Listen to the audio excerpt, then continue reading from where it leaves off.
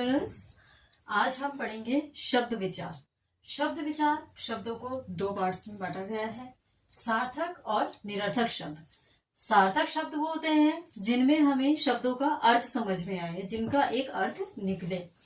ठीक है, जैसे कमल, देश आदि जो भी हम काफी ज्यादा शब्द रोज यूज करते हैं, जिनका कोई अर्थ निकलता है, उन्हें हम कहते हैं सार्थक शब्द।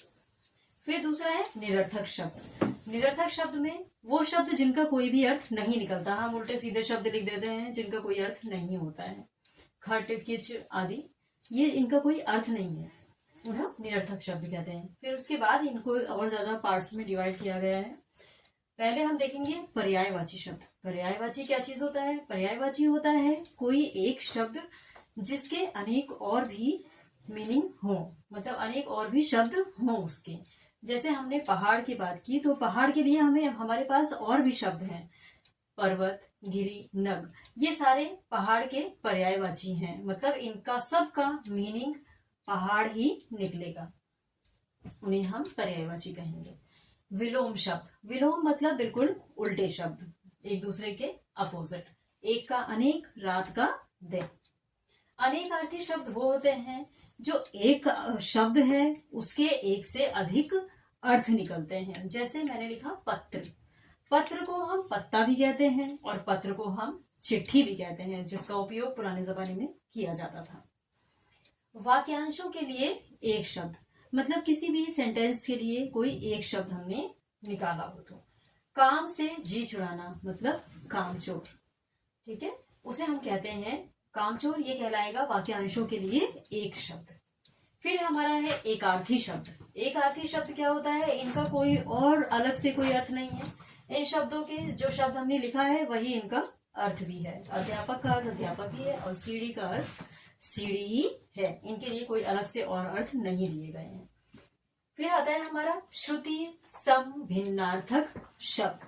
श्रुति सम भिन्नार्थक शब्द होता है, मतलब जो हम सुनते हैं हमें एक जैसे लगते हैं वो शब्द, लेकिन उनके अर्थ जो होते हैं वो अलग अलग होते हैं। जैसे नारी, नारी, तो नारी का मतलब होता है स्त्री, नारी का अर्थ है स्त्री, और नाड़ी, नाड़ी का अर्थ है नब्ज।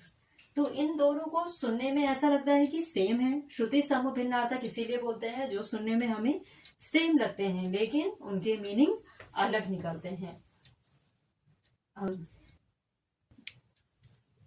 Thanks for watching my video and follow for more. Dear learners, हम पढ़ेंगे आज शब्द विचार। शब्द विचार में उत्पत्ति के आधार पर शब्दों के चार भेद किए गए हैं। पहला तत्सम शब्द, फिर तद्भव, फिर देशज और विदेशी।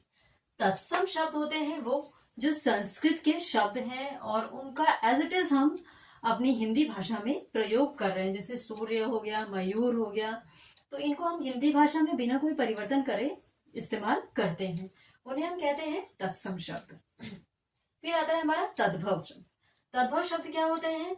ये शब्द, इनका मूल शब्द तो संस्कृत की ही उत्पत्ति है, संस्कृत से ही उत्पन्न होकर आए हैं ये, लेकिन हमने जब इनको हिंदी में यूज करना शुरू किया, प्रयोग करना शुरू किया, तो हमने इनके अंदर परिवर्तन कर दिए। जिन शब्दों में, संस्कृत के शब्दों में हिंदी में जब उन्हें लाया गया, तो जो परिवर्तन किए गए और परिवर्तन के बाद जो हमें शब्द मिला, उसको हम कहते हैं तद्भव शब्द। मतलब कि संस्कृत के परिवर्तित शब्द जिनको हम हिंदी में प्रयोग कर रहे हैं, उनको हम कहते हैं तद्भव शब्द। जैसे सूरज, ये तत्सम में सूर्य था क्योंकि ये संस्कृत का वर्ड है, और तद्भव में ये सूरज बन गया। क्यों? क्योंकि हमने इस संस्कृत के शब्द में परिवर्तन करके इसे हिंदी में कर दिया। फिर है हमारे पास देशज शब्द। देशज वो होते हैं जो हम अलग अलग अपने राज्यों की भाषाओं और बोलियों में प्रयोग करते हैं, जिन शब्दों को, वो हमारे देशज शब्द होते हैं। हर राज्य की अलग अलग बोली होती है, हर राज्य की अलग अलग बोलने का तरीका होता है, उनमें कई शब्द ऐसे होते हैं जो सब अलग अलग तरीके से हम बोलते हैं। जैसे फटाफट, पगड़ी, कहीं कोई साफा बोलता है पगड़ी को, सब अलग अलग तरीके से हर राज्य में बोला जाता है। और जिन शब्दों को अपने भाषाओं और बोलियों से जो शब्द निकल कर आते हैं, उनको हम कहते हैं देशज शब्द। फिर आते हैं हमारे पास विदेशी शब्द। विदेशी शब्द वो हैं जो विदेश से आए और हम उनका प्रयोग हिंदी भाषा में कर रहे हैं। जरूरी नहीं है कि वो अंग्रेजी हो, वो अंग्रेजी के अलावा अरबी, फारसी, उर्दू, ये सारे भी हो सकते हैं। जैसे कि हम बोलते हैं ट्रेन।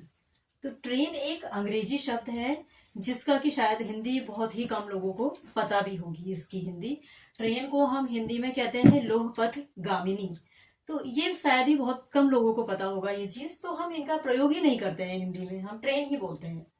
क्लास, वो भी क्या है, एक अंग्रेजी शब्द है जिसका हम रोजमर्रा में यूज कर रहे हैं। फिल्म, ये भी एक अंग्रेजी शब्द है जिसको हम रोजमर्रा में यूज कर रहे हैं, लेकिन हम हिंदी में यूज कर रहे हैं हम इसको। अमीर, गुलाब, ये उर्दू फारसी शब्द हैं जो हमारी रोजमर्रा की भाषाओं में इस्तेमाल हो रहे हैं। तो ये कहलाते हैं विदेशी शब्द, जो विदेशों से आए और हमारी हिंदी में मिल गए। अगर आपको कंटेंट अच्छा लगा हो तो फॉलो फॉर मोर।